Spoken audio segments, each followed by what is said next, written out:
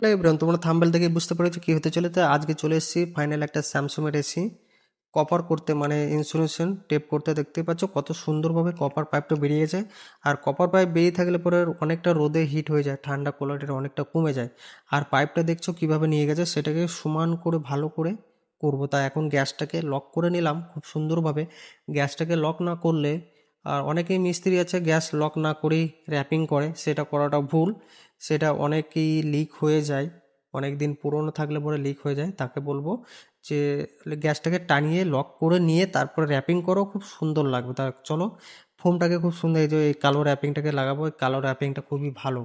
আর এই যে ফোম নিয়ে এসেছি সাদা ফোম, তারপরে কি করছি সেটা চলো। ফোমটাকে ফাটিয়ে নিয়ে ভরে নিলাম, তা ভরা হয়ে হয়ে গেছে, খুব সুন্দর করে ভরেছি। আর এখন র্যাপিং করব। এখন এই রোদটা আজকে প্রচণ্ড দিয়েছিল, গরম। তা কালো র্যাপিংটা করছি কীভাবে দেখো, কালো র্যাপিং হয়ে গেছে। আর সুন্দর করে পাইপটাকে নিয়ে গেছিলাম, পাইপটা এরকমভাবে কীভাবে ছিল, বাজে যে লাগিয়েছিল সে বাজে করে লাগিয়েছিল, তা আমি খুব সুন্দরভাবে পাইপটা লাগিয়ে দিয়েছি। তারপরে এসিটাকে চালিয়ে লিক মিক দেখে সব কিছু করে দিয়েছি। আর দেখো কেমন হয়েছে, কাজটাকে বলবে।